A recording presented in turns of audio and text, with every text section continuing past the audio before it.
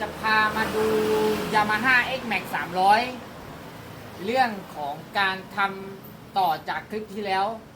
วเนี่ยคือมันยังไม่ได้สมบูรณ์นะก็คือยังอยู่ในช่วงแบบ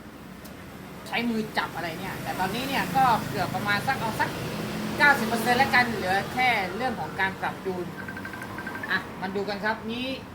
ตัวรถเนี่ยยังไม่ได้ประกอบนะอันนี้อยู่ในการปรับจูนเรื่องตำแหน่งหาสายอะไรมาดูตัวท่อครับนี่นะมาดูตัวโซโวครับตอนนี้ก็ใกล้จะโอเคละตัวโซโวนะมองไม่เห็นแสงมันมืดนะเดี๋ยวหลักๆเนี่ยผมจะสตาร์ทได้ฟังเสียงว่าระหว่างเปิดกับปิดมาดูตัวตั้งนะตัวปิดนะอันนี้เรียบร้อยแล้วนะใช้งานได้จริงแล้วนะครับใช้งานได้จริงแล้วทีนี้เดี๋ยวผมจะลองปิดกับเปิดดูว่าเสียงมันแตกต่างกันไหมตอนนี้เปิดอยู่นะครับตอนนี้เปิดอยู่นะถ้าโหมดปกติจะเป็นโหมดเปิดตลอดเวลา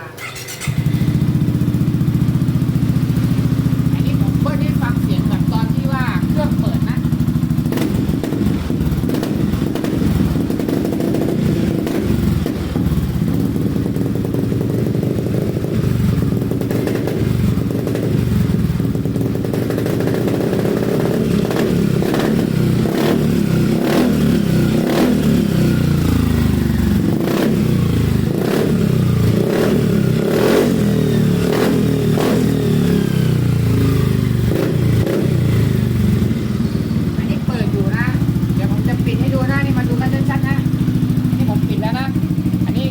พอปิดจะอย่างนี้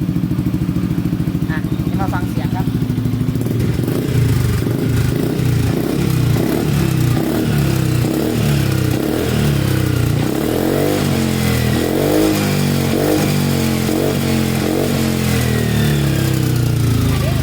ปิดแล้วก็ปิดแล้วก็เปิดให้ฟังเลยนะ